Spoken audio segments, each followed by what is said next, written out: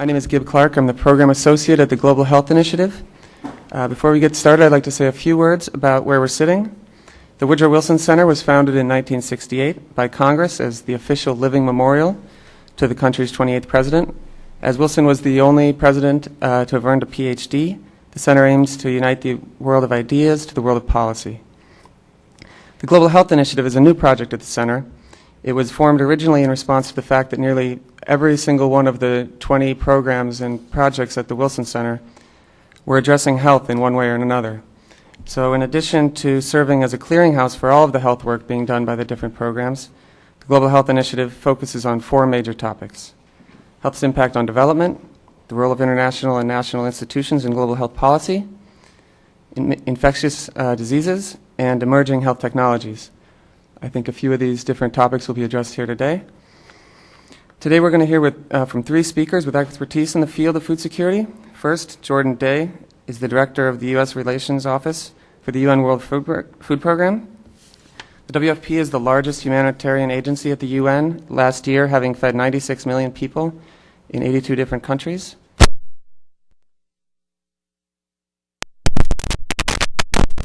Most recently serving in Rome as a special assistant to the executive director. Suneetha Kadiyala, at the end, is a scientist at the International Food Policy Research Institute here in Washington. She has been working on the interactions between food and nutrition security and HIV/AIDS over the last 6 years. With the International Food Policy Research Institute, she is working on a project called RENEWAL, the Regional Network on HIV/AIDS, Rural Livelihoods, and Food Security, which I'm sure you'll hear more about in her presentation. And Bill Noble is the Regional Director for Francophone West and Central Africa at Africare. He is responsible for the management of 8 country programs, including 5 countries with food security programs funded by USAID, Food for Peace. Before in this position, Bill managed the Office of Food for Development at Africare, which provides technical assistance for food security programming in 15 countries. So with that, I'd like to get started. Jordan? Thank you, Gib.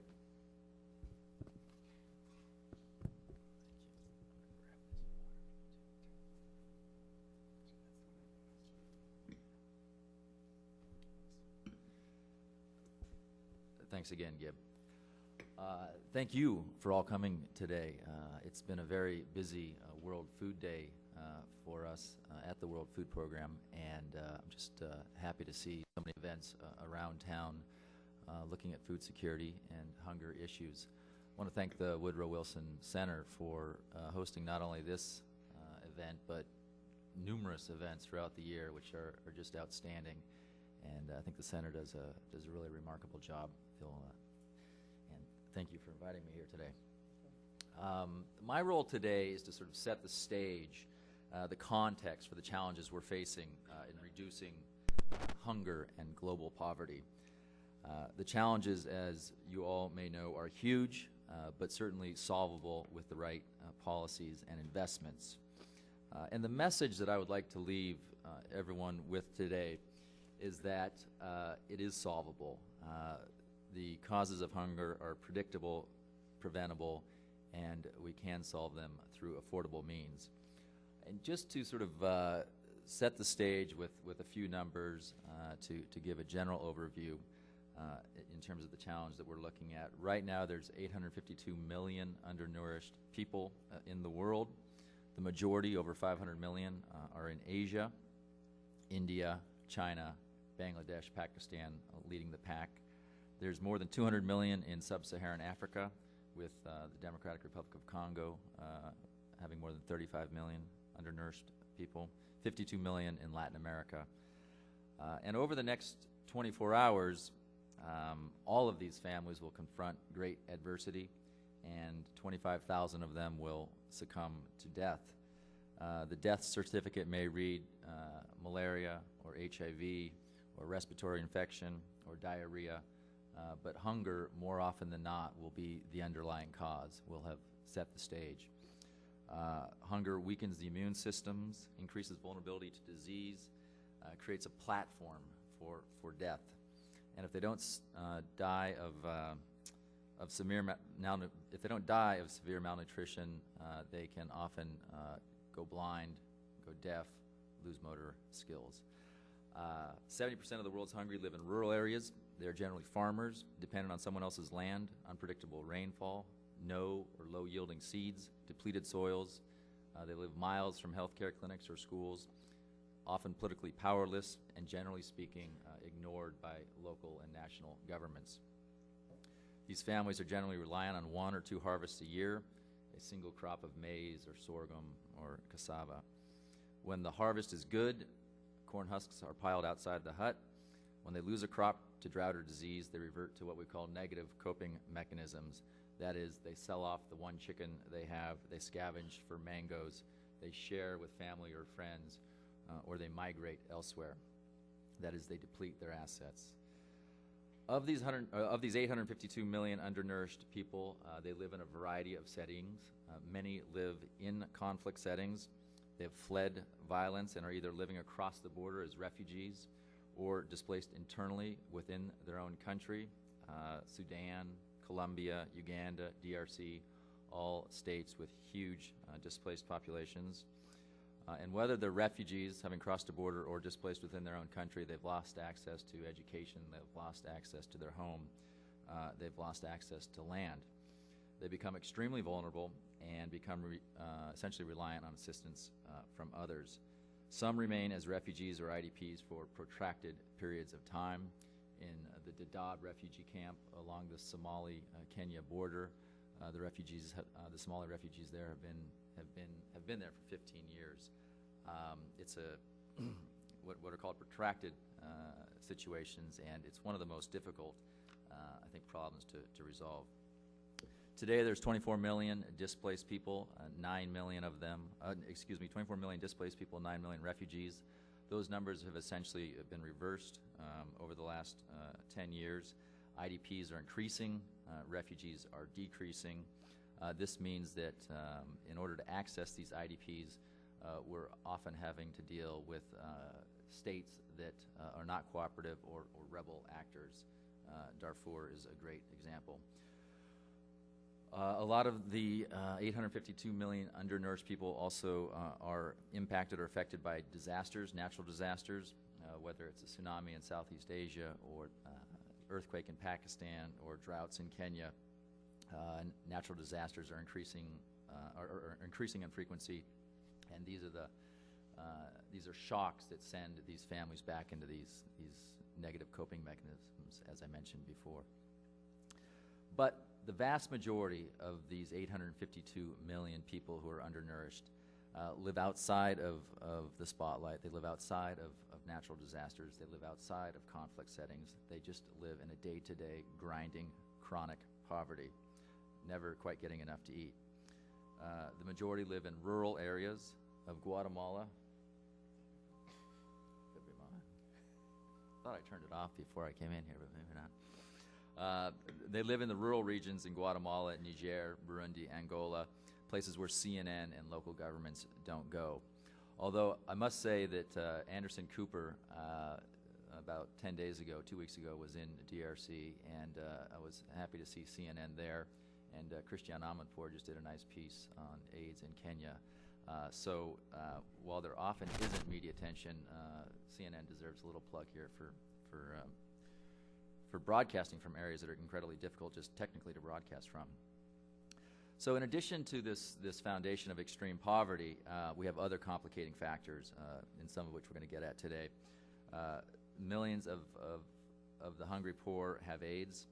Of the 40 million people around the world with HIV/AIDS, WFP is currently feeding 9 million right now.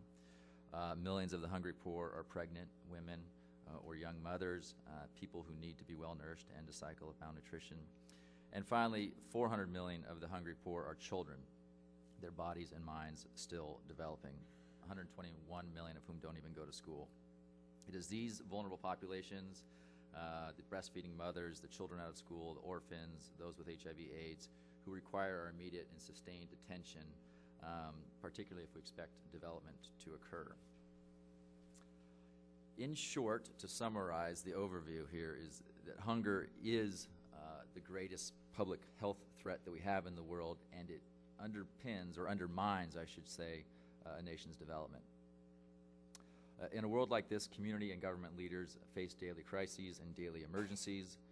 The response requires a balancing or triaging the immediate needs of an undernourished population with long-term approaches that will ultimately lead to development. States have to approach this challenge with a dual-track approach, providing emergency assistance, food or shelter, healthcare, education to targeted populations who are extremely vulnerable, while also creating conditions for long-term development through investments in healthcare and education and ag infrastructure. What we know is that the availability of basic healthcare and education and rural agricultural infrastructure are the building blocks for national development.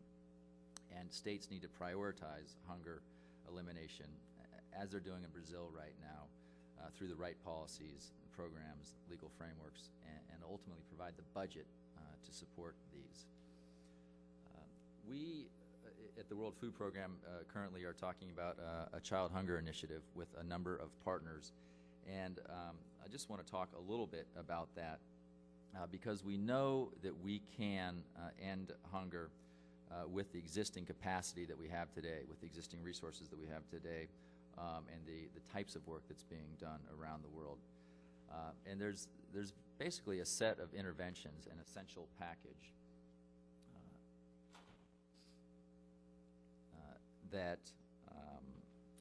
that we know can lead to a significant reduction in hunger.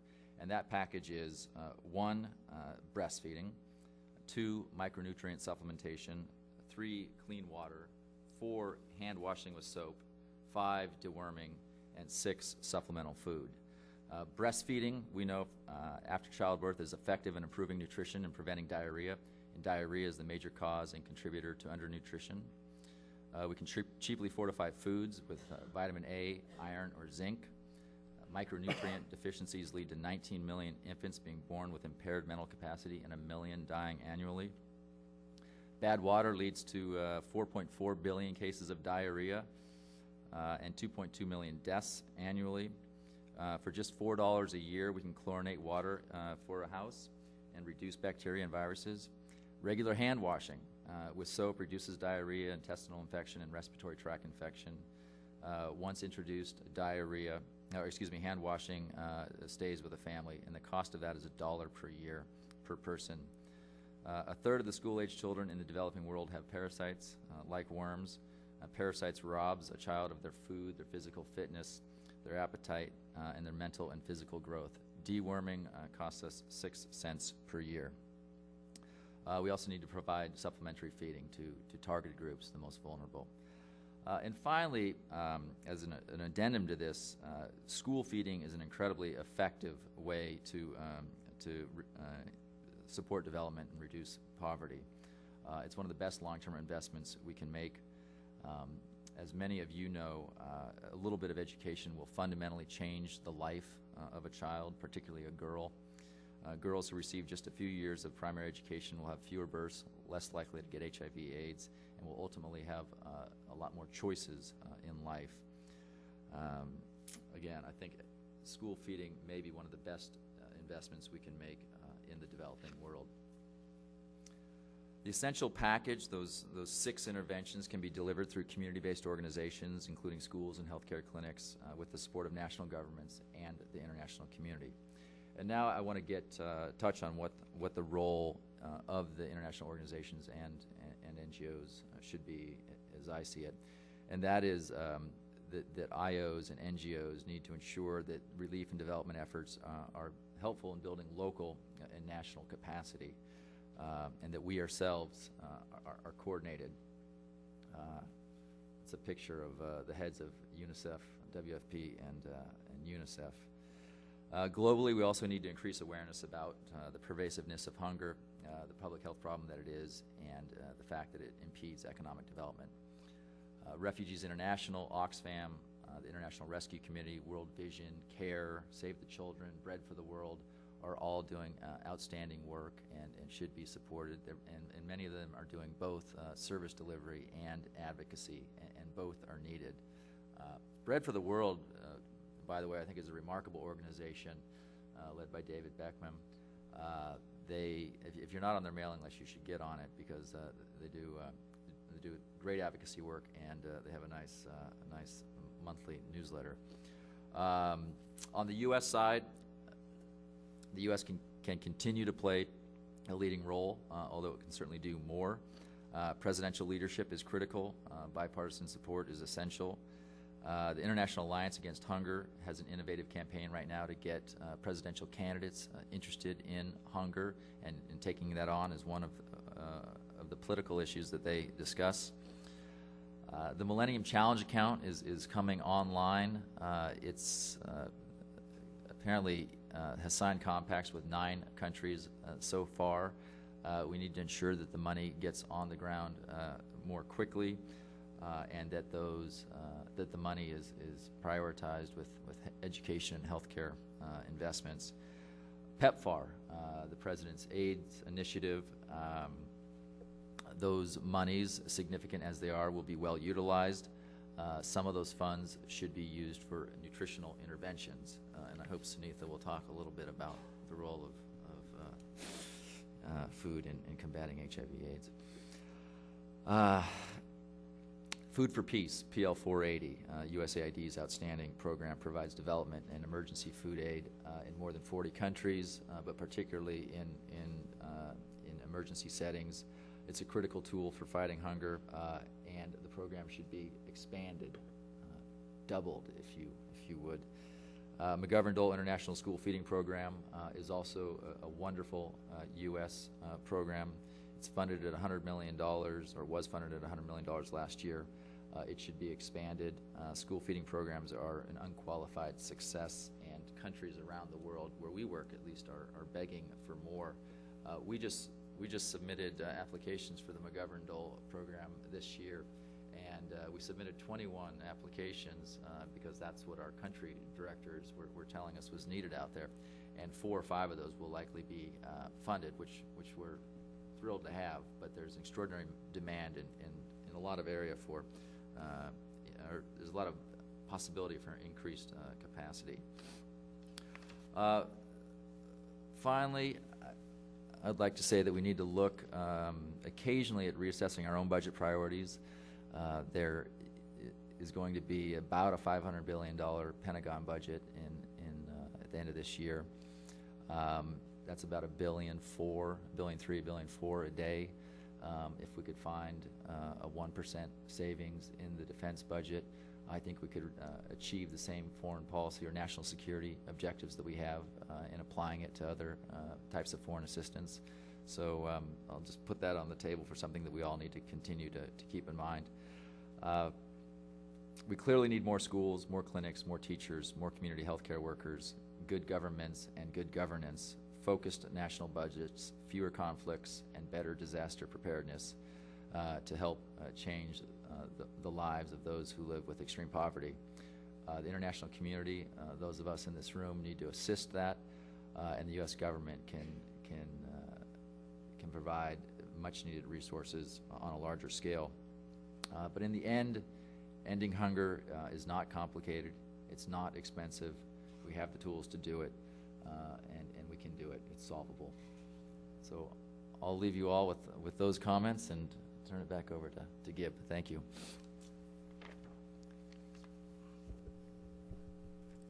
Okay, thank you, Jordan. We're going to save all our questions to the end here. So Suneetha? We're going to have her rotate into your seat.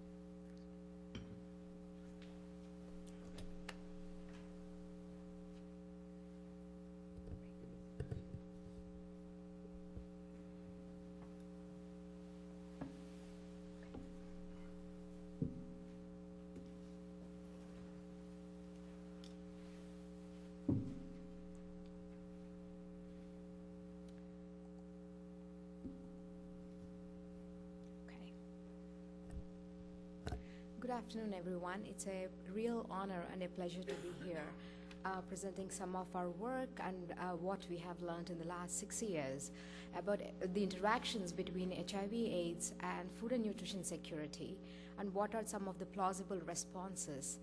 And I work for the International Food Policy Research Institute, and I work with a regional program mainly called the Regional Network on we tried to simplify it, now I don't remember. Regional Network on AIDS, Livelihoods, and Food Security. So first I'm going to talk about the interactions. I'm going to present like 3 different types of maps that take us through the interactions from a macro, the universe of the interactions from a macro level to an individual level. And then I'm going to present a little bit about the evidence that's out there regarding some of the pathways. And then finally, I'll present some of our work that we have been doing with the network RENEWAL. Now it's quite well known, since past 6 years there have been many studies documenting the two-way interactions between HIV/AIDS and food and nutrition security or insecurity, both chronic as well as acute.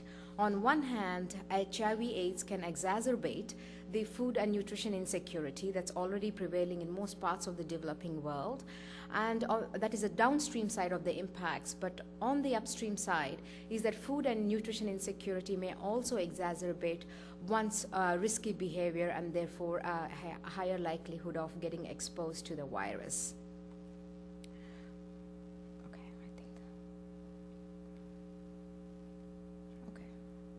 Cool. So this is a big map, and there is a lot going on, and some of you may have familiar with IFPRI's work would have seen some of these maps, but I still decided to present it because many of you may not have seen it. At the epicenter of this map is the person with HIV infection, and the time flows from left to right, and I'm going to point to some of what we're trying to depict in here.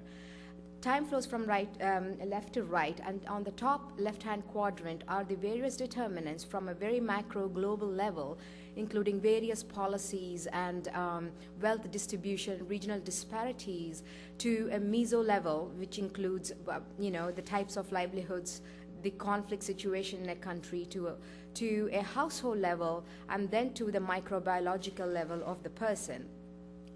And all these things interact at various levels to expose a person to contracting the HIV virus. And once the person gets infection and once it's in the household, then the right-hand side, top right-hand side, shows the waves of impacts that can happen from an individual level to a macro level.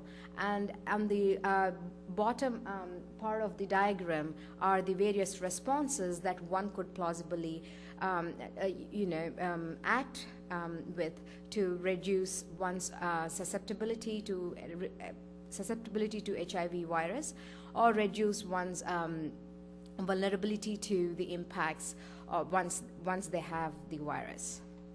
The second diagram shows the impacts, the interactions at various levels, at the household and the community level.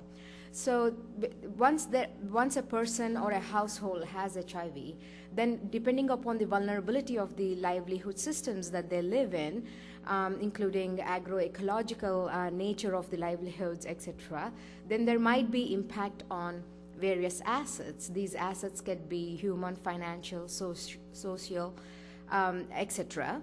And then there could be effect on institutions, for example, community-based institutions, civil societies, markets, etc. And depending on these effects at various levels, households and individuals and communities undertake responses. And these responses determine outcomes. And I'm going to talk again about some of these pathways and the evidence, but I just want to show you again the map. These outcomes could be nutrition, say for example, exacerbating malnutrition or food insecurity, pulling children out of school, affecting community cohesion, such like. And then one is vulnerable, then there are a new host of vulnerable groups, such as like orphans, the elderly, youth-headed households, and so on. And stigma and discrimination is, a sort of an outcome of the how communities and households respond to the epidemic. And then there can be a feedback loop from the outcomes to increasing susceptibility of that individual or a household or a community to the HIV virus.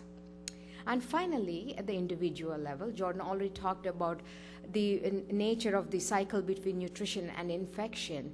Specifically, this is the pathway by Simba et al. In 1999 on how malnutrition and HIV form a vicious cycle. For example, insufficient dietary intake, malabsorption, diarrhea, etc., and altered metabolism in an HIV-positive individual can lead to nutrition deficiencies, and nutrition deficiencies can exacerbate the increase the oxidative stress and immune suppression, and therefore increase HIV replication and hasten disease progression and increase morbidity. So this is a vicious cycle at various levels. Oh, sorry, sorry.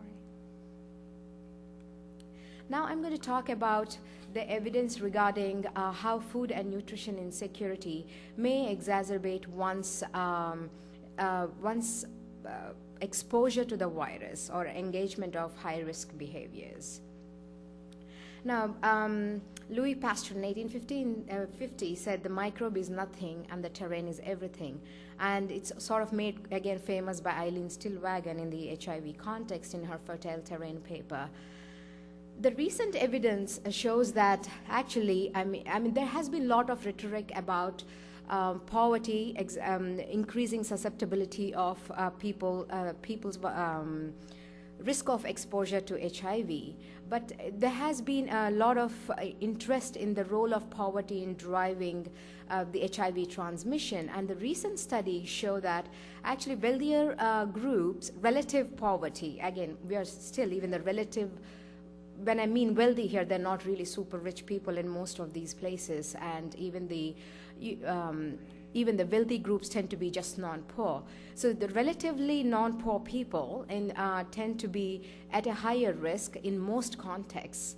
However, that should not deter us from understanding the various pathways and interactions between how HIV/AIDS can be exacerbated under various circumstances.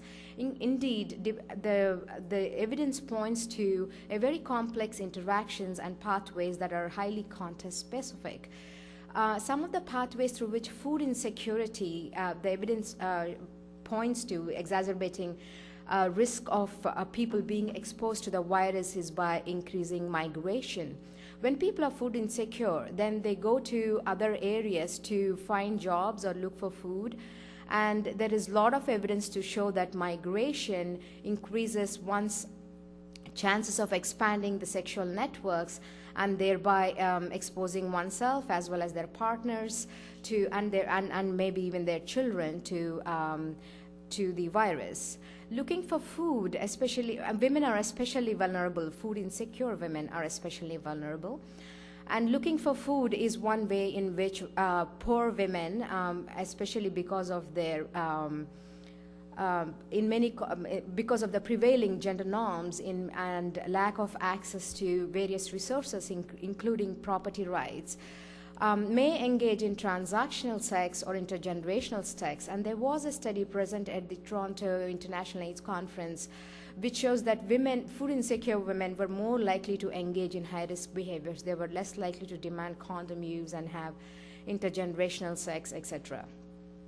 Agriculture development may create nodes of risk. That does not mean that we stop doing it, but we need to do it right so that the policies don't inadvertently increase one's susceptibility to HIV. For example, ag development may result in trading centers and marketplaces that may be places where people congregate and expand their sexual network. As I already mentioned, inferior access of women to and the ability or the right to use various informations and service or their own land once their husband dies is severely restricted in most of these contexts, and that is a grave danger in term, and that could be fatal in an HIV/AIDS context. So now that was the food security aspect of it, and I'm just moving to the nutrition one. As early as in 1968, Nevin Scrimshaw has coined this term, coexistence of and he said, coexistence of malnutrition and infection leads to what is called nutritionally acquired immune deficiency syndrome. and that is eerily similar to human acquired immune deficiency syndrome. There are the main pathways for which there is scientific evidence of how malnutrition may increase risk of HIV transmission are majorly as follows. Like malnutrition, as I said, compromises immune infection, and it increases the risk of genital ulcers, STDs, and mastitis, which are all primary risk factors for HIV transmission. Now to the downstream side of what happens once a person acquires HIV, or once a household has a person or a community has a person with HIV or AIDS. How does it impact their food and nutrition security situation? So I'll just first continue with nutrition because for continuity's sake. HIV raises energy requirements by 10 to 30% among adults and 50 to 100% among children, especially those children that are losing weight. And we know that this is over and above the RDA, minimum RDA, and we know that in most countries, neither children nor adults actually meet their RDAs, minus HIV. So this is an extra burden that HIV places on them. And again, I won't repeat that malnutrition is associated with immune function decline, and there is evidence to show that degree of malnutrition is clearly linked with immediate mortality risk. And there is evidence to show that the malnutrition compromises efficacy of ARVs, and it increases, for example, the toxicity of nevirapine. So, I mean, having expanded access to ARVs is great, but it can actually maybe even, but its efficacy and can be compromised in a context where there is rampant malnutrition. Therefore, improving the nutrition status of people with HIV is critical for if ARV treatment needs to be successful. There is a lot of evidence to again show that among HIV positive women are more likely to have compromised birth outcomes. They're more likely to give birth to premature children and low birth weight children. And I'm just going to point to this. There are a whole host of issues related to infant feeding that we can have. I can just talk for a day or have a debate on that. It's a hard button, but needless to say, it's an important thing that we all need to be aware of. And in order to actually meet the requirements of making infant feeding safe, acceptable, feasible, sustainable, we need to be doing a lot more than what is just currently being done in the PMTCT programs. Oh, why do I keep doing that? Now, on to some of the impacts of HIV/AIDS on agriculture. There is again a lot on the slide, but this is for, these are large categories and that we try to group for the sake of time. HIV/AIDS, there is evidence to show. Again, there are display copies, and most of what I'm talking is from those two books that are displayed out there that you can, get from IFPRI or talk to me after the talk if you have any particular questions. So in HIV and AIDS has been shown to have impact on subsistence agriculture, and there is some evidence of its impact on commercial agriculture and agricultural extension institutions. For example, HIV and AIDS can result in labor or capital shortages. It can result in loss of farm knowledge or cripple the institutional capacity of various organizations. It can therefore result in massive decapitalization and may even affect, there's some evidence in Malawi to show that, for example, there is decapitalization on farms, and if that happens at a larger scale, then the wages are likely to fall of both the farm as well as non-farm workers. And when wages fall, it's mostly that of unskilled and women that fall first. So therefore, it is plausible that we may see inequality being exacerbated. So what we at IFPRI and with RENEWAL and our work talk about is trying to use conceptual tools. So we have learned about all these interactions, and we have come a long way, although there are a lot of gaps that continue to remain in understanding the interactions, on how is it that then we can address these various issues within given various sectoral various sectors involved in rural development or any other development sectors. And we use a concept called HIV lens. HIV lens is basically a conceptual tool that enables, basically says what is it that, given whatever we do within the sector, that we can do to reduce the susceptibility of individuals or reduce the vulnerability of the households or the individuals to the impacts. Now, I'm going to talk a little bit about what this regional network is. Basically, RENEWAL, it is facilitated by IFPRI, and what it aspires to do and is to bring researchers, policymakers, and public-private organizations and NGOs within various countries in Eastern and Southern Africa to focus on interactions that I just described, and also then to conduct research and also capacity strengthening, etc., on how do we respond once we learn about these interactions. The main objectives of RENEWAL are to reduce critical gaps in understanding of how livelihoods contribute to further spread of HIV, and then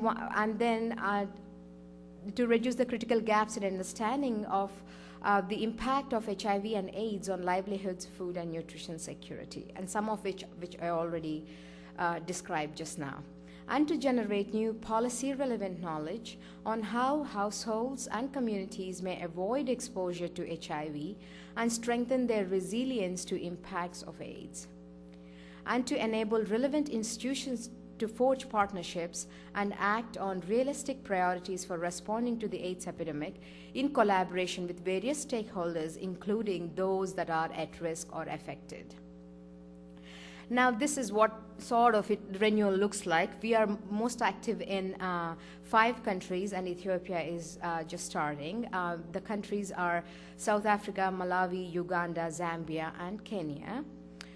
And basically, these are each country has a network with a national coordinator and national advisory panel drawn from these various stakeholders, and they lead what needs to be done in that country and with a regional context. The core pillars are action, research, communications, and capacity strengthening. And we have completed 2 phases of RENEWAL, and much of, again, what I described is in IFPRI literature, and I also elucidated some of it. We are in the 3rd phase of RENEWAL, or we are going to begin the 3rd phase of RENEWAL end of this year. And the main thematic areas here are, again, understanding in a dynamic context the interactions between AIDS, agriculture, and livelihood security, and moving from just understanding the interactions to the response side of it, because there is an inexcusable gap in our understanding and also in actually doing what needs to be done and how can we do it in actually attacking the epidemic itself. And then the second theme is AIDS, community resilience, and social protection. And the final theme is AIDS and nutrition security, which also includes interactions between ARVs and nutrition support to with ARV treatment, etc. And continuing what we have been doing with capacity strengthening and communications. So we have learned a lot of lessons and also have identified certain challenges in taking a network approach. And one is that of the challenge of diversity, because each country and context and subcontext is very different, and the complexity and context specificity of the epidemic, and then to actually squarely face it and then address it is a challenge, but it needs to be done clearly if we are to be smarter and faster than the virus. and then use or adapt tools again from moving from an understanding the interactions to actually responding. And clearly we need more evidence-based action. Like what, I mean, there is barely any evaluation or of any kind of response, much to speak of. But that does not mean that we wait for like until the last study to be done on random clinical trials or whatever we need to be done. There is enough to move forward, but we need to be learning by doing, by monitoring, evaluating, and a timely communication of those results to various actors. And we found that actually networks work well, and that it maximizes connectivity across regions and within countries.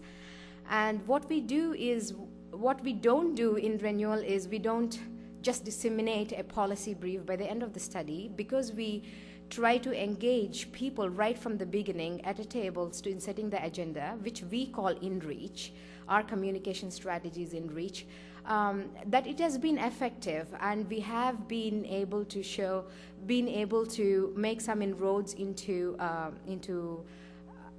making at the country level, making an impact.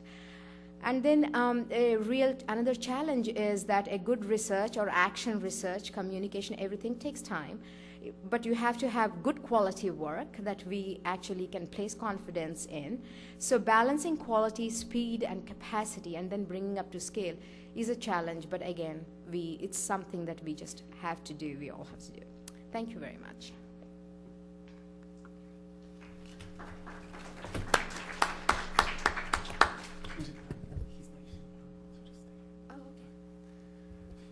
Okay, it doesn't happen often anymore, but we're glad to say that Bill Noble does not have a PowerPoint presentation. You have the floor. Thank you. I've been asked to speak about food security and its impact on international development and HIV reduction. I'm obviously going to speak from my own organization's experience, but also some policy implications about what's been happening within the food security arena during the last 10 or 15 years, specifically within Africa. AfriCare was begun in 1971 in response to a drought that threatened food stocks in the Sahel region of West Africa at that time. Became established as a U.S. private volunteer organization, and during its 35-year history, AfriCare has targeted and improved food security, which we define as the U.S. government does as increased food availability, access, and improved utilization, especially in the rural areas. Now, that definition of food security has been tweaked a little bit by the U.S. government the last couple of years, focusing on the issue of risk, which I'm going to talk about a little bit later. During the past 10 years, the organization's work has become more focused within the context of two strategic objectives, food security and agriculture, and health and HIV/AIDS. Currently, every AfriCare program includes an HIV/AIDS awareness and prevention component, whether it be a food security program or obviously we do receive funding from PEPFAR and other agencies focused specifically in the area of HIV. We are also increasing our partnering with technical organizations to make treatment options available throughout African societies, including rural farmers and heads of households, where in certain countries in southern and eastern Africa, HIV is the most important facet of their existence, unfortunately. Many U.S. PVOs, including AfriCare, use food aid resources to support food security programming, and USAID's Office of Food for Peace, as Jordan mentioned, is the principal U.S. agency that provides financial and food resources for both emergency and multi-year program interventions. The challenge for agencies such as AfriCare is to identify methodologies to deal with short-term food shortages and address the underlying causes of food insecurity, hunger, and malnutrition at the same time. And in an environment of diminishing resources, which is what we're dealing with here, this challenge has grown considerably during the past 10 years. And that's at the world stage. And so that's just U.S. funding, but that's around the world. The sad irony is that as more resources are available or are used to address African emergencies, this limits the amount of resources available to work with African farmers and their communities to reduce the potential for future emergencies to be repeated. As an example, during this year, 2006, there have been 3 large food emergency situations in Africa specifically related to reduced rainfall. Southern Africa, Zimbabwe, Malawi, and parts of Zambia. West Africa, reduced harvests, recovering from last year's debilitating drought, where all food stocks were completely depleted. And currently parts of Kenya, southern Ethiopia, and Somalia. This is not the first year that there have been multiple food emergencies in Africa, but the net impact of these emergencies has been a documented reduction in the amount of funding available for development programs that target the underlying causes of malnutrition, hunger, and poverty. In addition, there are what some people like to refer to as the hidden emergencies. They're not really hidden, but they've been going on for so long that it's almost as if they're multi-year emergency programs, and this would include Darfur, the DRC, and northern Uganda. Even though there's been a large return of refugees from northern Uganda into southern Sudan, there remains a large emergency program which requires resources and feeding and logistics. And they require so much resources from the U.S. government and other donors that this reduces the amount of funding for multi-year programs. The United States is the largest provider of food aid in the world, both for emergency purposes and development, multi-year programming. Unfortunately, as more of the U.S. food assistance budget is used for emergency purposes, the longer-term programs being implemented in Africa by non-governmental organizations such as AfriCare is being reduced and, unfortunately, in some cases, eliminated. This obviously gets into policies within the current administration, but there's no question that the Bush administration has made some conscious decisions about dealing with emergencies at the expense of multi-year programming. And my organization is involved with a group of organizations that, yes, we manage emergency programs, but we also want to address the root causes.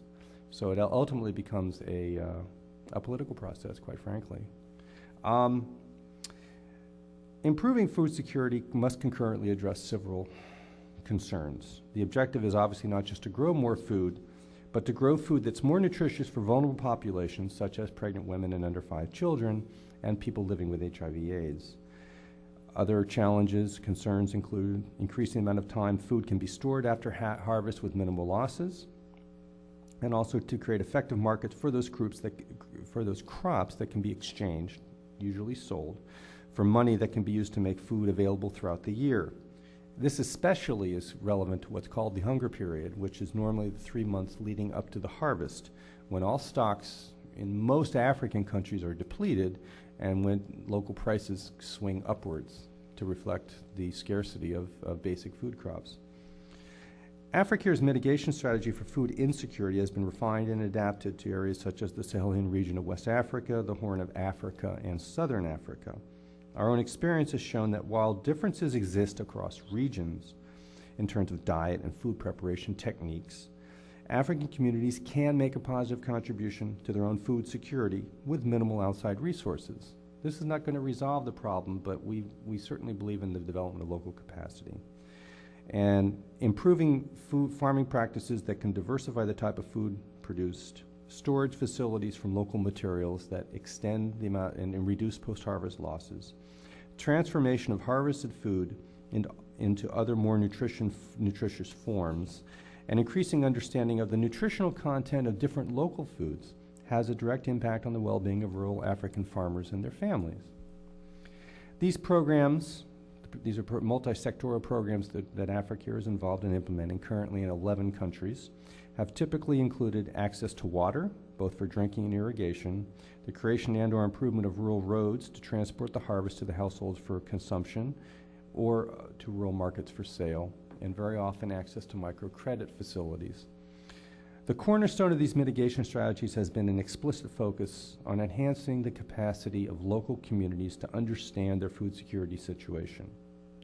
This is an iterative process that empowers local leaders to identify what they can positively influence and how to identify sources of outside resources that can be tapped to improve their own situation. It is in the area of community capacity building where AfriCare's success in improving food security is most clear. This is a long-term process. It's based on participation and knowledge building. It's not something that can be done in 6 months. It's not something that can be done even in 5 years. And we've been fortunate in a handful of countries to be involved in these programs for as long as 10 and 12 years. And quite frankly, that's what it takes when you're talking about developing the capacity of local leaders at the village level to really understand what it is they can positively influence. During the past 4 years, AfriCare's food security interventions have been designed to directly address the influence of risk from unforeseen shocks that habitually confront rural African societies, and also to address the special needs of HIV/AIDS affected households in these same communities. Part of this exercise includes the use of food resources to support those households unable to produce for themselves, while increasing awareness about HIV throughout the community at large.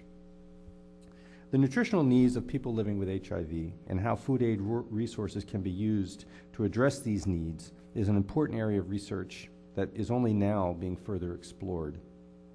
Most efforts to date to support people living with HIV with food aid resources have been to, quite frankly, just increase the ration of a standard commodity basket, such as vegetable oil and corn-soy blend. This does not necessarily improve the body's resistance to disease that is already weakened as a result of the virus.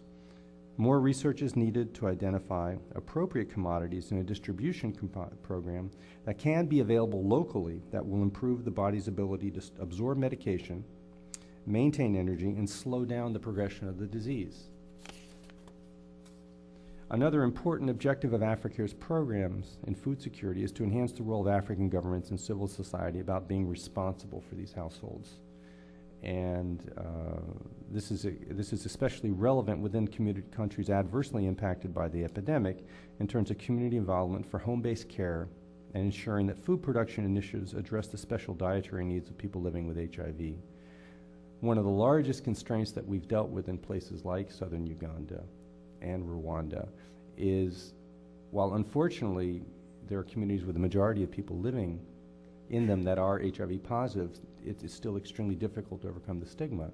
And until that stigma is overcome, getting a community to assume ownership for these people is a long-term process. Thank you very much.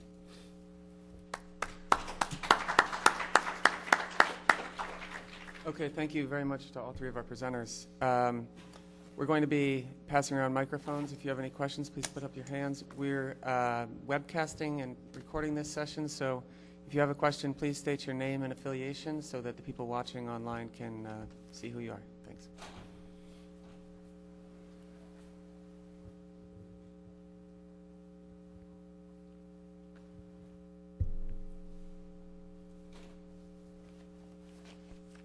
My name is Todd Preston with Population Action International.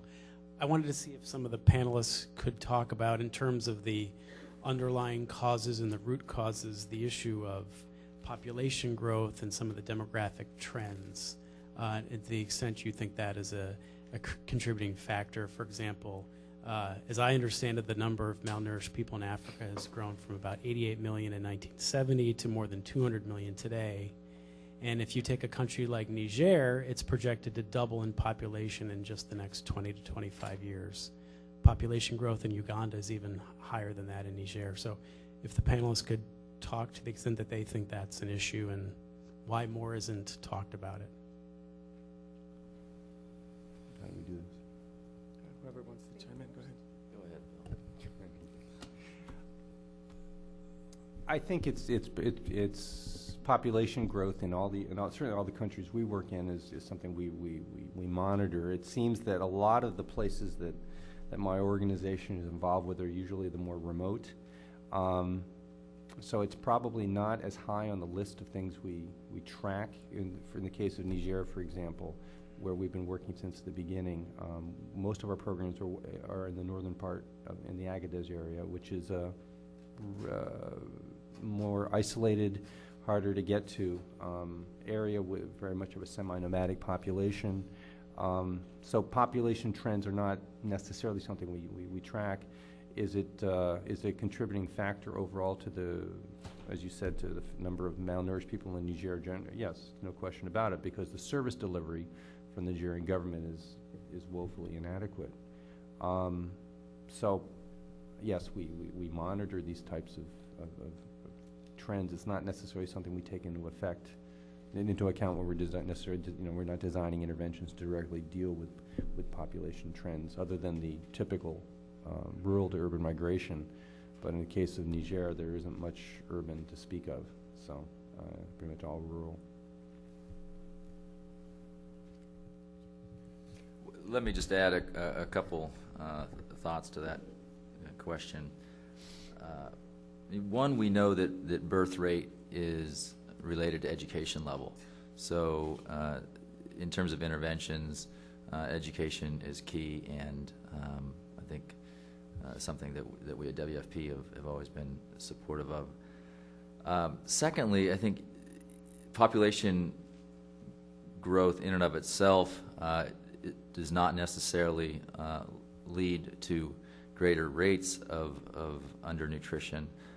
It depends on which country you are in and what the government response has been. China has made fantastic inroads in reducing poverty and hunger over the last 25 years, while their population is increasing, although it's certainly not increasing at the level that others are. But in a region or a country where population growth and undernutrition is where population growth is high and undernutrition is high, and there's not a good national response or capacity to deal with that, it's obviously a huge problem. Can I just add one more example of one more country, which is where I'm from, India. India is only next to China and will probably overtake China too very soon, and population is exploding. And it's hard to see how fewer children cannot not have a positive impact on health and in nutrition. Having said that, India has excess food stocks, and the problem now is to actually how to distribute those food stocks, and WFP has been closely involved with the government in trying to address some of that, although I really don't know what happened with that.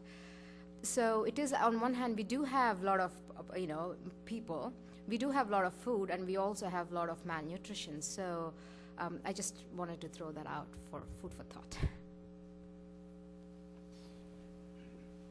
One in the back there.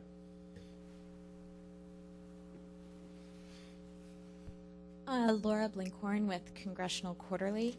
Could you speak a little bit to the whole panel about the design of the U.S. food aid and how efficient it is? We are in an environment of limited resources, so how is food aid, how are those programs designed, and is it being done well?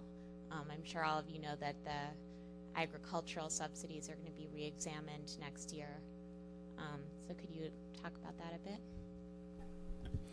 Sure, I'll take that on, at least with a couple of comments.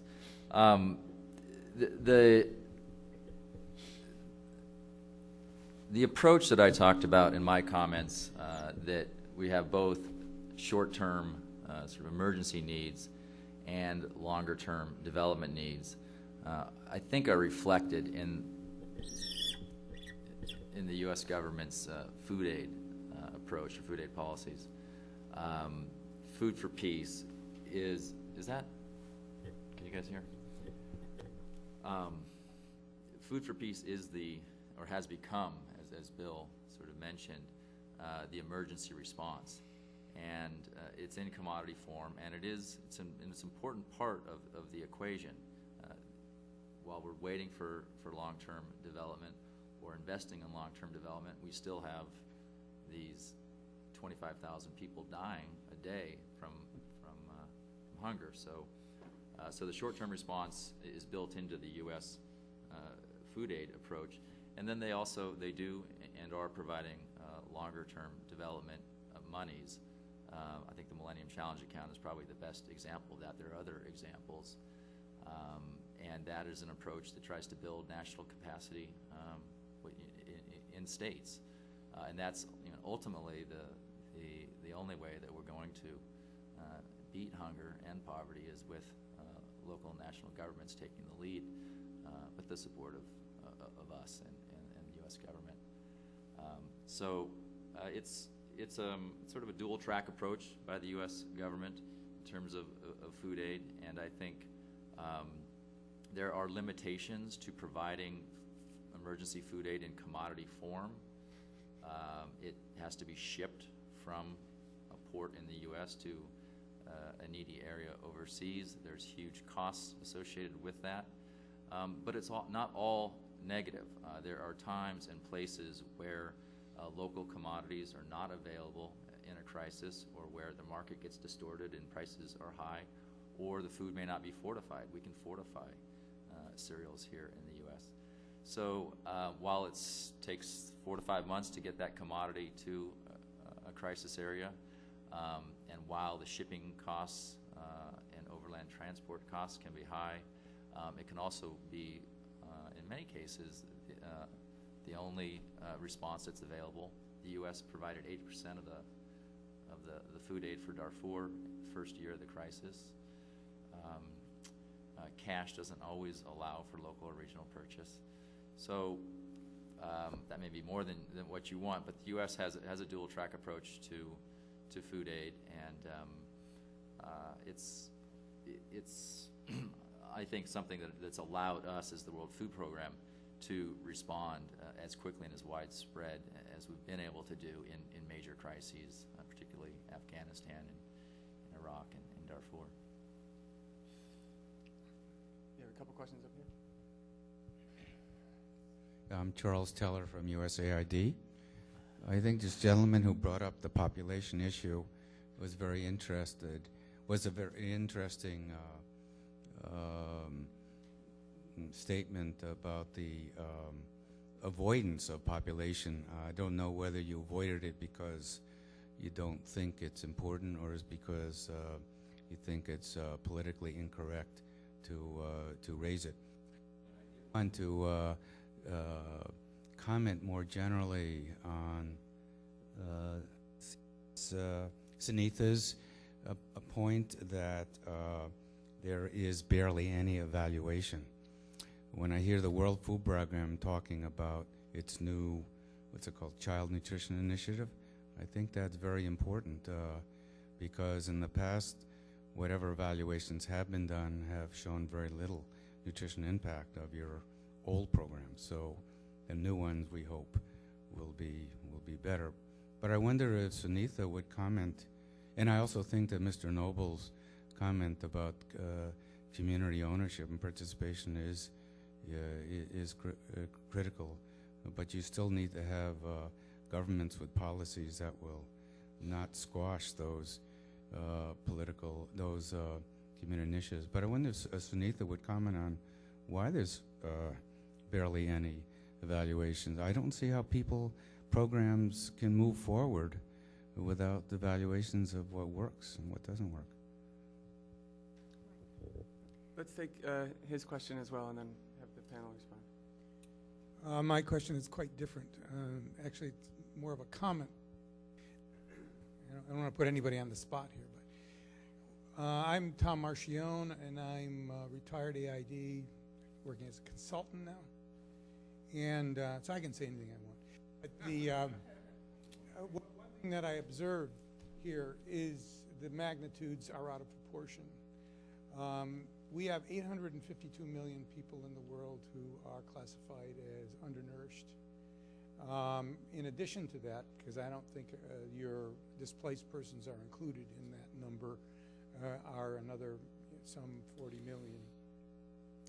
We're talking about 40 million people who are HIV infected. It tends to be the wealthier groups. We're talking about 9 million of those getting food aid. Now, if you compare the budget for nutrition and food assistance, we're talking what? Next year, I think it's $1.2 billion of U.S. budget for food assistance. Nutrition budget is some minuscule amount. You go to the Health Bureau here, nutrition is a minuscule amount. Tends to be focused around micronutrient programs. And HIV/AIDS is what? My friend here who works in that part of AID said it's $15 billion over a 5-year period. That's $3 million a year. So you do the math. when I was working with the food aid program for a long time, in a policy capacity. And the struggle for a long time was how to keep our food aid from being poured into the HIV/AIDS problem. I'm not saying we should cut down the amount of resources going to HIV/AIDS, but it seems clear that we're underfunding our nutritional side. And I think if there's a crying need here for a policy study on what's going on, I think basically the nutrition program, the hunger program in the world is off the tracks, completely off the tracks. And part of it is because of the disease model. Because the disease model is more convincing to a lot of people, and it's got a bigger constituency. And so I think we need to do this kind of thinking in order to, get the research. We've got the techniques. We know it's a solvable problem, the world hunger problem. We need to get about dealing with some of these priorities. Is that a response on the question? Great questions and comments, Tom Marchion. You are the one. I've read your papers many times and your books, and I didn't know your face, so pleasure. Clearly, you're right. The nutrition field is so underfunded and has been just subsumed under various health department, or it's no man's land kind of a thing. And I couldn't agree with you more. And the frustration I echo, because I myself am a nutritionist and want that out there. And I think some of the questions about why no evaluations is, I think there with HIV, unfortunately, I think there is this firefighting mode all the time. There's almost like we got to do something, and we got to do it today. We have got no time to wait, no time to be lost, and therefore let's do something. Something is better than nothing. So I think that's one big issue of that firefighting mode. And I can give you some really examples that I came across very recently, where someone is trying to give food aid in my district in India, which is a food surplus district, and to some HIV positive population with no assessment, because the donor said that's what they need to do when they have no time, So clearly there is something wrong, despite $15 billion or whatever is going in the way we are doing it. The second thing is, I think as a research institute, we are also trying, and I think the NGOs, there is kind of a lack of communication and effort, if you will, in trying to get, like, if there is a program by the NGO to, for a research institute to partner, both of them coming together to, to bring up that evidence is one thing. So it's like the donor issue and the firefighting mode issue combined with, more collaboration between the programmers and the researchers is, I think, very much needed. And like nutrition, like the multi-sectoral approach to HIV, and rather than the disease model, the multi-sectoral approach to HIV also took time. The idea and the buy-in also took time, and therefore I think we are at the right phase, but we really need to do it to evaluate, and it takes time, and donors need to have that in their plans and actually fund it and be patient and wait for it to be done. So. Could I? Go ahead. I think the comment about nutrition and 5-10 years ago trying to avoid dumping all the food aid against HIV, I remember some of those discussions when I was in the field. But what's happened, at least from our organization's perspective, over the last 4 or 5 years, is we've become involved in PEPFAR-funded activities in Africa, and in several countries, and specifically, we've designed our PEPFAR interventions to take place in the same part of the country where we've been doing our Title II program, multi-year programming, in some cases the same communities. And what's happened, at least within our own organization's network, is we've kind of found this crossing of needs for nutrition within a PEPFAR program and increasing some of our HIV/AIDS awareness outreach program activities from the PEPFAR work into our Title II. So it's been an internal cross-fertilization. I'd like to say it was planned, but it wasn't. We do have one PEPFAR activity in Eastern Cape Province in South Africa, which includes treatment. And we are now, over the last year, been developing a home gardening component specifically to make more nutritious vegetables and fruits available for our beneficiaries.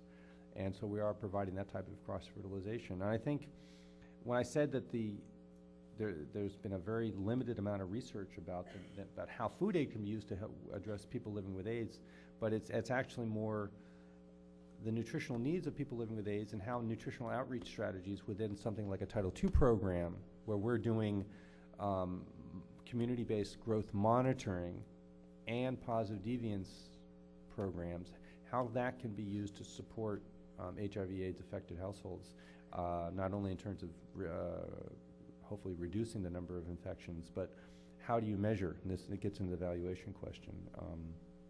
And there's been a lot of discussion within the PVO community about how to do that.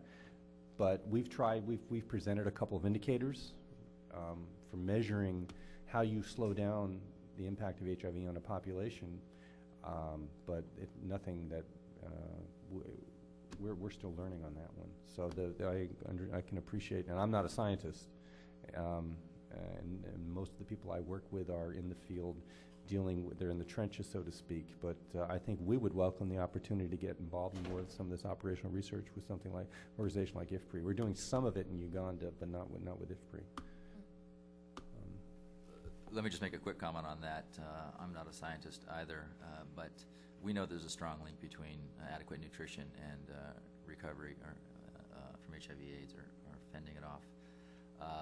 There's a couple of great programs, one called AMPATH in Kenya and another Partners in Health in Haiti with Paul Farmer, both of whom are led by dynamic leaders, and both of those dynamic leaders will tell you in a second that to provide medicine without providing food.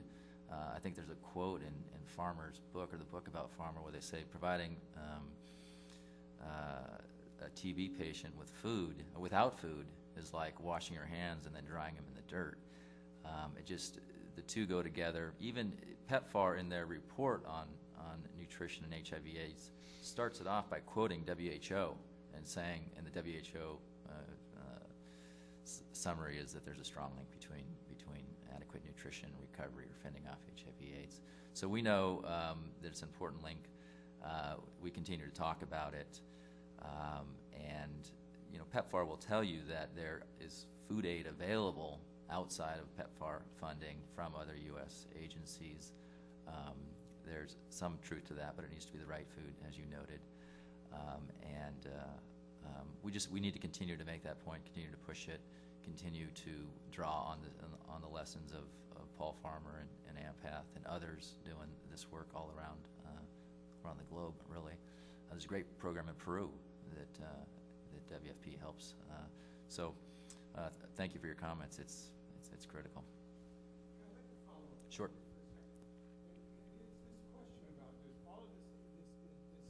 There's all of this this money for HIV/AIDS, and we understand there is a link. I'm not denying this. It's a very important link.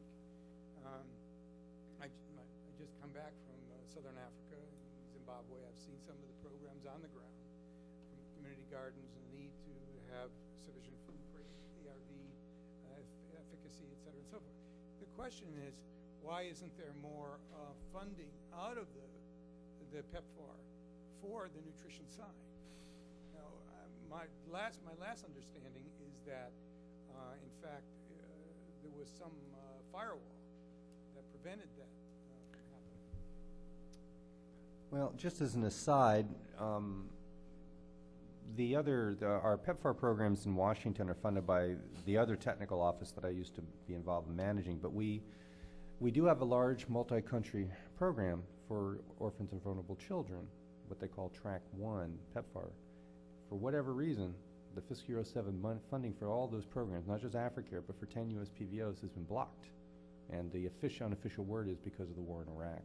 So while PEPFAR on paper is still $15 billion, There are those that are suggesting that it will also succumb to the same funding priorities and congressional review and earmarking that takes place with the food aid program and others within the foreign appropriations process. So I don't know what to tell you. But we're scrambling for about $1.5 million to come up with short on this one program. Question here in the middle. Yeah, hi, my name is Catherine Kuhn. I'm from ICRW. And I have a couple of questions related to this whole discussion. First, a very small question to you, William, is the crossover you're describing in some of your programming, is that sort of demand-driven? Is that coming out of the communities themselves? Are they asking for the nutrition in the HIV programs and the food security components and vice versa, the HIV education in their more typical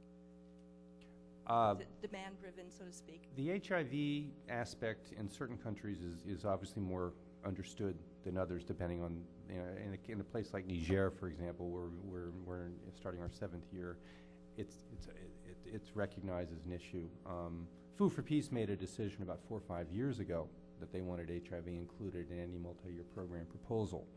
So that was one of the reasons why it was included in our programs in Niger and Burkina and Mali and what have you.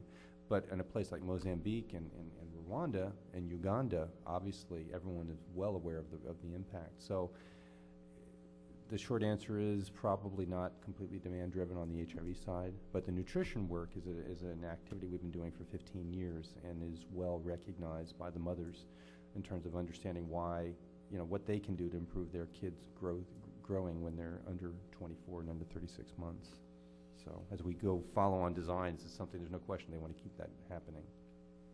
Okay, my next question has to do with this broader discussion, and certainly the discussion of the role of food aid in using food as medicine in conjunction with ART therapy, and perhaps the short-sightedness of putting too much money on that side instead of enough funds into building underlying capacity. And my question is, you've been mentioned several times over the course of this discussion how there's a lot of competition of sort of robbing Peter to pay Paul kind of thing between the sort of crisis agendas and the underlying capacity building agendas.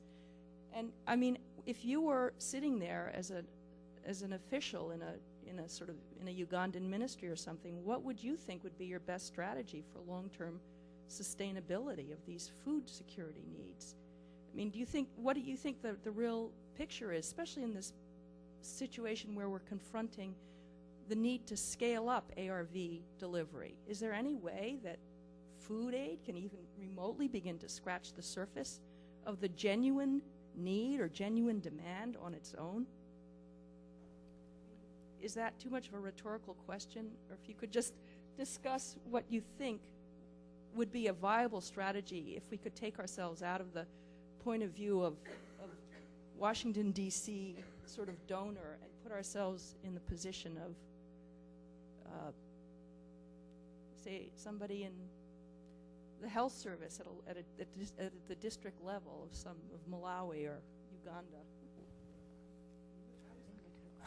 I know, I just, because you kept looking over, I just wanted to say, first of all, I just want to say that when I was quoting figures, I probably should have thrown in the ag budget for USAID as well, as you know, comparing to the HIV/AIDS budget. Well, it's actually all the ag budget. I mean, yeah. The Food for Peace it comes out of agriculture. Yeah, So but I mean, but if you look at the DA budget going into ag development, it's so small. it's gone up a little bit under Bush, but not much. Yeah, it's a very small amount of money. And just one thing, I mean, when you get into, I just wanted to mention one thing. I was in Malawi last year, and, you know, I mean, they're losing a lot of people through HIV/AIDS who are middle class, who might be ag extension agents and that. So, I mean, there is, I mean, from a point of view of a minister's, what's salient to a minister's, you know, eye view, is those problems look a lot bigger from where he sits than might be the chronic malnutrition that's, you know, sweeping through the rural areas of the country. Let me just respond to the question about what would you do if you in Uganda. I mean, there's some basic elements that we know that are required, and they're investments that governments can make, particularly those governments with some resources, and that is investments in rural healthcare clinics, investments in education, rural education.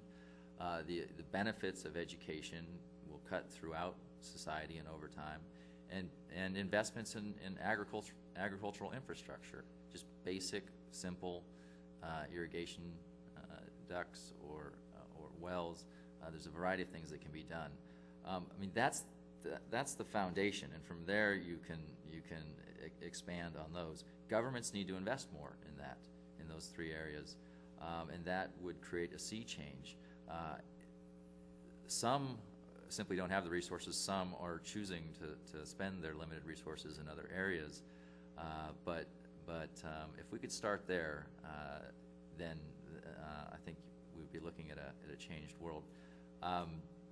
Food aid plays a role. The school feeding food aid that the U.S. government provides sets an example, I think, in rural communities of the importance of providing a hot meal for a child who may only receive one meal that day, and it's that meal at school, and helps emphasize that education is the key, and those are the kinds of I think sort of technical assistance or sort of those are the directions we want to see governments going. So if you invest in education, invest in healthcare, invest in rural infrastructure, if you're in Uganda, that's going to make a big difference. From there, there's a lot of other things that can take place.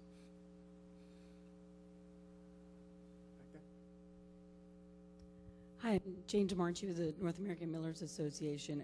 I have a question, I think for Bill, but for anybody, which is how do you do programming when so many individuals don't know their HIV status, but you know that the numbers are probably pretty staggering? I think part of it has to do with, first off, what country you're talking about. When we designed our program in Rwanda 2 or 3 years ago, we had already been working in that part of the country with a different program where we had a pretty good idea what the status of the infection was. As an example, we started a new program in Burkina Faso 2 years ago, and we included a component dealing with people living with HIV, in addition to food for work for mostly households that were impacted last year by the drought and the food crisis in northern Burkina Faso.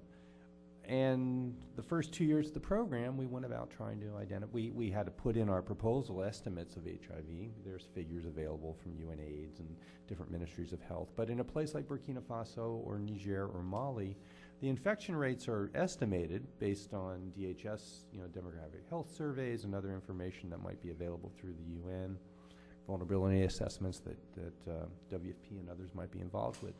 But if there's not that large a problem, those numbers are not always very accurate. So I'm not going to say we're running around trying to find people with HIV to be able to use that component's resources, but it is an issue in that part of the world. But in a place like Uganda and Rwanda, Mozambique, it's clearly not an issue. Unfortunately, the majority, not the majority, but in some cases, the communities, you've got serious infection levels. And in Rwanda, we are involved and we do manage VCT for testing. And we do work with national organizations that have cropped up for HIV, people living with AIDS, associations of people living with HIV. Those do exist in that part of the world, and they are logical and partners in terms of reducing the stigma. Can I just add to that? It depends on what kind of intervention you're talking about. It seems that the conversation here currently was centered around, food aid or some materials being directed specifically to that individual or the household. But in order to reduce broader susceptibility of people, then there are lots of interventions that can be done at a lot of levels. For example, reducing vulnerability of women. in general, interventions could include, gender norms, changing gender norms, which are important for food security, related issues, access to land rights and tenure rights, and in general property rights. And ICRW has done a lot of work on fantastic work on that.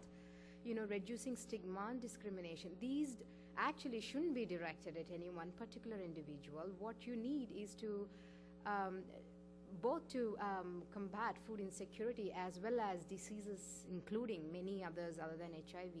You need this broader set of interventions, and not just, and at that level, then you don't need to identify any particular individual per se. Okay. Eric Munoz with Bread for the World.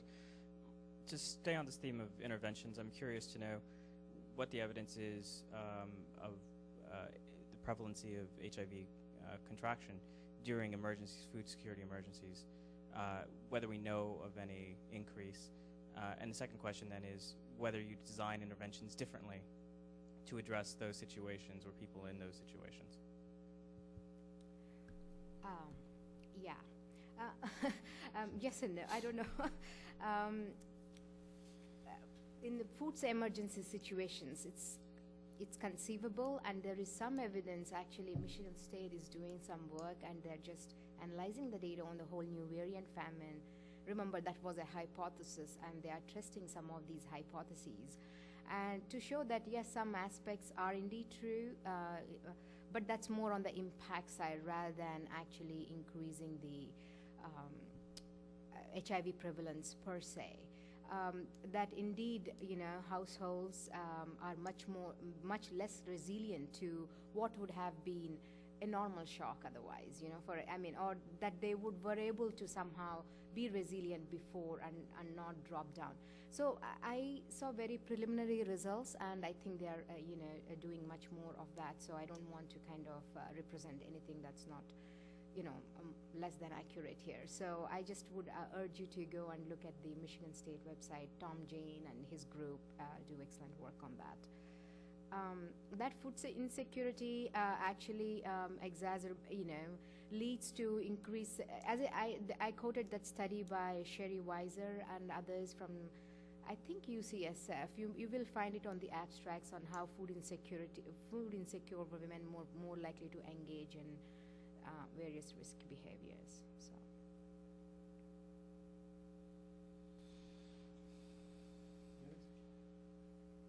We're running out of time anyways. Oh, sorry, we have one more question back here.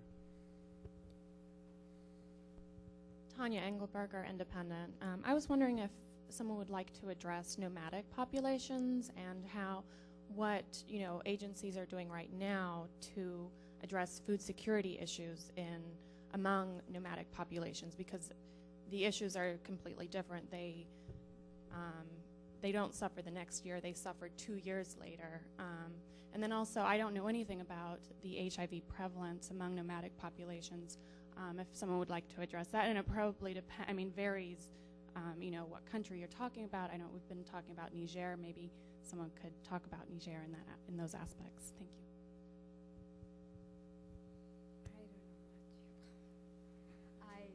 I'm sorry, I don't know much about that issue. Well, I suppose I could talk a little bit about Niger. As I said earlier, we've been working in the Agadez region in northern Niger since the beginning, in more than 30 years. Mostly the Tuareg ethnic group, and what we refer to as semi-nomadic. I'm not sure. When you say a nomadic population, that means someone who's literally on their camel, 365 days a year. I'm not sure how many of those types of populations there are, at least in Africa. The population in northern Niger will go somewhere for a month, 2 months, 3 months, and move around. But what's happened is that they do create communities that they leave behind, and then they have a circuit, mostly following water. So it presents a huge challenge for programming. We've been involved with WFP actually in Niger, providing food for schools for the children of these semi-nomadic populations, which it's it's almost like, you know, you're running after them to convince them to leave their kids in school. And one of the olive branches, if you will, has been providing some food that can be used within a school environment, which we don't normally do as an organization, but in the case of Niger, school feeding, we just haven't been that involved in that over the years. But it is something we did 2 years ago, actually, in Niger, as a way to induce families to leave their children in some sort of a formal schooling environment. The prevalence rates of a population like that are very, very difficult. You would think, well, if there is some infection and they are moving around, it would make sense that possibly there would be an increase in that prevalence. And because there are these traditional trading patterns throughout the Sahel. The Tuareg population in northern Niger is the same, the one that we dealt with in northern Mali, as in other parts of eastern Senegal and what have you. So they do meet in the middle of nowhere, but they do meet, and they've been doing this for centuries. So is there an increase in prevalence? I wouldn't want to hypothesize. It would be very difficult to track it, but it's possible. Just from WFP's perspective, the Kenya drought affected nomadic population in northern Kenya and Somalia, and it just creates a huge logistical challenge and service delivery challenge to assist those families. Also, the fact that their food security is defined in part by the animals they keep, and they keep this bank of animals. And what happened with the drought was the animals started to die off, and then where do you provide, if it's going to be food assistance, where do you provide it? At a borehole that's already being tapped out. So it's a fascinating question. It's a very difficult population for us to serve. Okay, maybe we'll identify some of that question as an opportunity for future research and programmatic stuff. I'd like to thank everyone for their questions and the presenters for their excellent presentations, and thank you all for coming.